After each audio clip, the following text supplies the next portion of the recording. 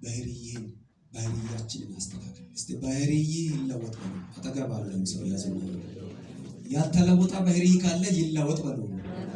እንደ መጽሐፍ ቅዱስ ይሁን በለው። እግዚአብሔር የሚከብርበት ባህሪ ይሁን በለው።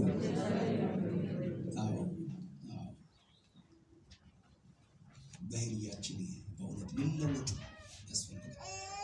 ልንበስል ያስፈልጋል። ያልበሰለ ነገር በጣም አስቸጋሪ ነው። ወዳችንን ይጎዳል፣ ሰውነታችንን ይጎዳል እና መምሰል በክርስትና ህይወታችን እንዲህ ካልሆነ አደጋ ነው የሚሆነው።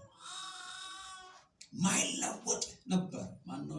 አስክሮቶ ይሁዳ ሐዋርያቶች ውስጥ የማይለወጥ ብቸኛ አስክሮቶ ይሁዳ ነው።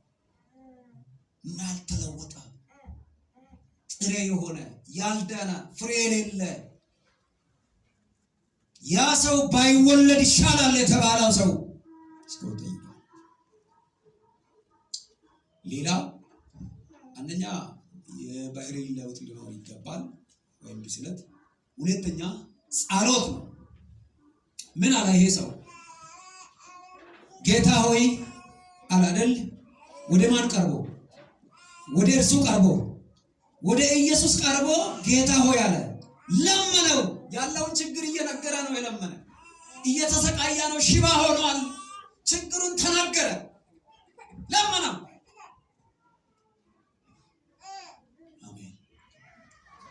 ይሄ ልመና ከጸሎት ጋር የተገናኘ ነው። ጌታ ሆይ ብለው ዝቅ ብለው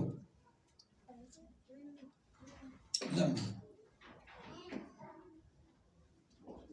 እግዚአብሔር ድምጻችንን ይፈልጋል።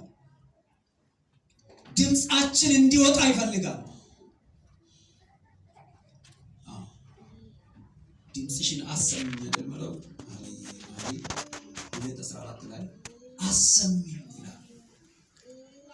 ወደ እኔ ጮህ እኔም አንተም የማታውቀውን ምን አይነት አሳይሃለሁ። በቃ የሚታውቀውን በሚታውቀው ብቻ አትቀጥልም ማለት ነው። ማታውቀው ይሆናል፣ ታምር ይሆናል። ወደ እኔ ጮህ አለ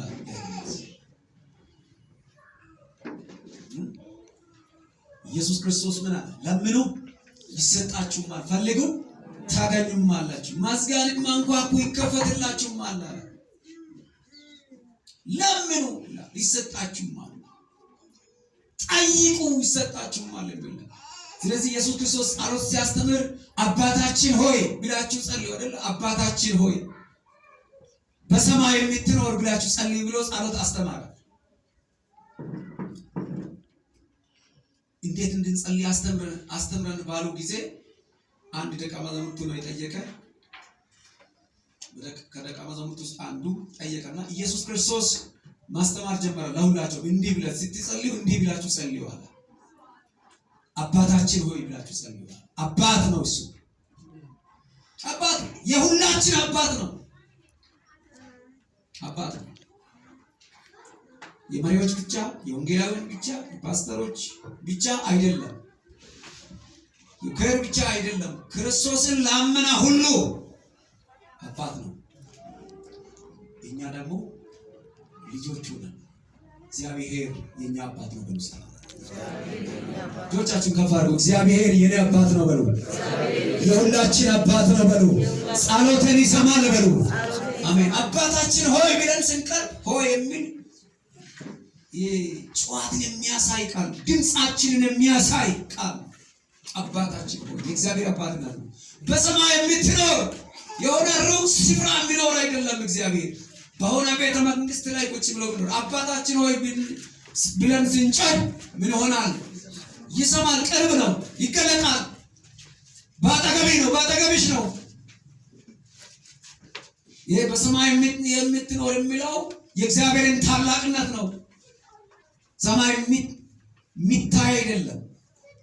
ከሰው እይታ በላይ፣ ከሰው እውቀት በላይ፣ ከሰው ምርምር በላይ ነው። እግዚአብሔር ታላቅ ነው። እግዚአብሔር ማለታችን ነው።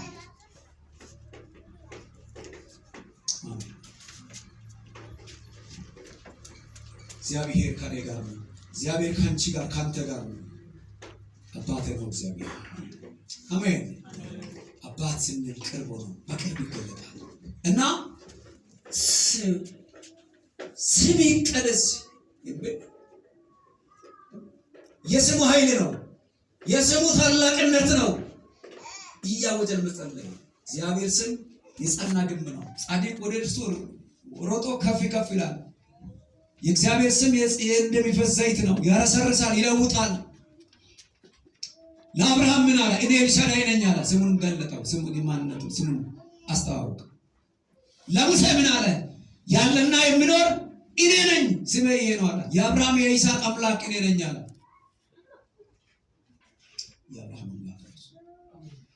የአብርሃም አምላክ የሚባርክ ነው፣ ቃል ኪዳንን የሚጠብቅ ነው። የአብርሃምን የወረሰ ይስሐቅ ነው። የይስሐቅ አምላክ ማለት የሚያስወርስ ነው። ስሙ ያ ነው።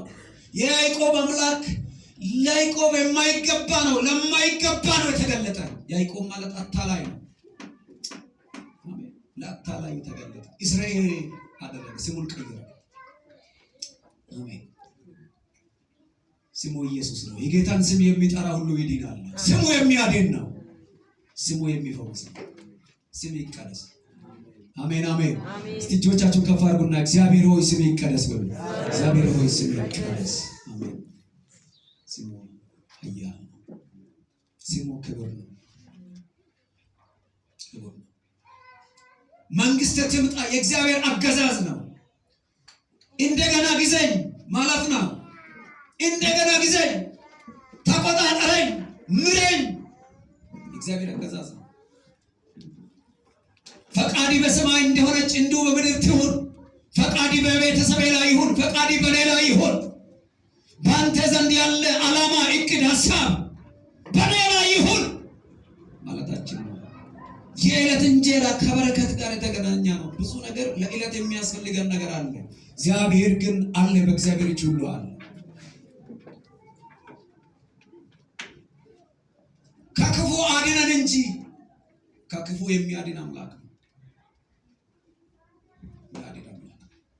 የበደሉንን ይቅር እንደምንል ይሄ ይቅርታ ማድረግ መናዘዝ ኃጢአታችንን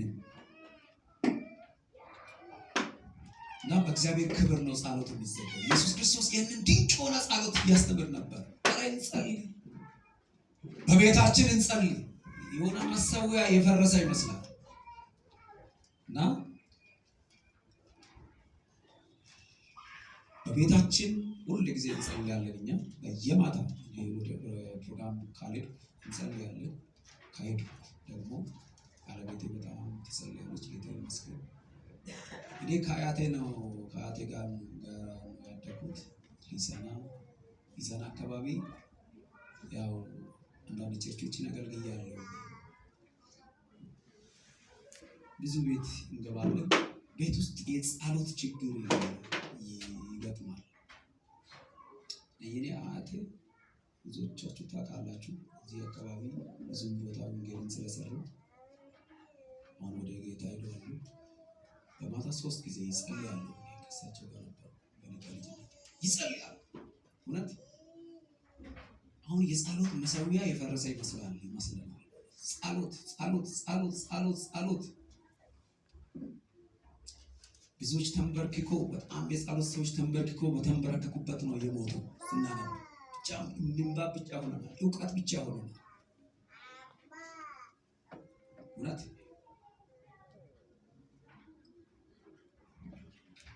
አራቶች በሚጸልዩበት ዘመን ነው ቤተክርስቲያን የተስፋፋ። ሙሴ 40 ቀን፣ ሐና ስትጸልይ፣ ነህምያ ይጸልይ የጸሎት ሰው ነበር። ለ4 ወር ነው የጸለየ ነህምያ። ቅጥር የቤተ መቅደስና ቅጥር መፍረሱን በሰማ ጊዜ አያሌ ቀን የሚል እስከ 4 ወር ነው ብለው ዳንኤል የጸሎት ሰው ነው። ኢየሱስ ራሱ የኛ በጣም ትልቁ ሞዴል ይጸልይ ነበር። ይህ በጾምና በጸሎት ካልሆነ በቀር በምንም አይቻልም የሚል ነበር። አራሊ ጸልይ ያስፈልጋል። ወደ ኢየሱስ እንቅረብ። በእውነት ቀርቦ ነው። ሪቀናል ብዙዎቻችን የቀረበን እንመስላለን። ርቀናል ከኢየሱስ፣ ከጸሎት ርቀናል። መሰዊያ የጸሎት መሰዊያ ፈርሶ እንዝራ መሰዊያ ፈርሶ ቤት ውስጥ እውነት ቤት ውስጥ ችግር እያለ የሚፈታ ነገር እያለ በሽታ እያለ ዝም ብለናል። ቤት ውስጥ አናመልክም፣ ቤት ውስጥ አንዘምርም፣ ቤት ውስጥ አንጸልይም። ችግር አለ። ጌታ እንዴት ይፈውስ? ሌላ አንድ ሶስተኛ ለእግዚአብሔር ቃል ጊዜ መስጠት። እሺ በቃ ጨርሰናል። ለእግዚአብሔር ቃሉ ይነበብ። ቤት ውስጥ የእግዚአብሔር ቃል ይነበብ። ከሳምንት እስከ ሳምንት የእግዚአብሔር መጽሐፍ ቅዱስን ይዘን በቃ ሳናነብ የምንመጣ ከሆነ በቃ ወደ ሞት እየሄድን ነው። ታመናል። ቫይረስ ይዟል፣ ቲቪት ይዟል። ቤት ውስጥ መጽሐፍ ቅዱስን ማን ይዘን? ቤት ውስጥ መጽሐፍ ቅዱስ ማይነበብ ከሆነ በአንድነት ከቤተሰብ ጋር እስቲ አንድ ጥያቄ ሊጠይቃችሁ። ምን የመጽሐፍ ቅዱስ ሰኞ እስከ እሑድ ድረስ መጽሐፍ ቅዱስን የሚታነቡበት ጊዜ የሚጸልዩበት ጊዜ ያላችሁ ሰዎች ካላችሁ እስቲ እጆቻችሁን ከፍ አድርጉ። መጽሐፍ ቅዱስ እንዲከፍታችሁ አነቡበት። በቤታችሁ ጊዜ ሰጣችሁ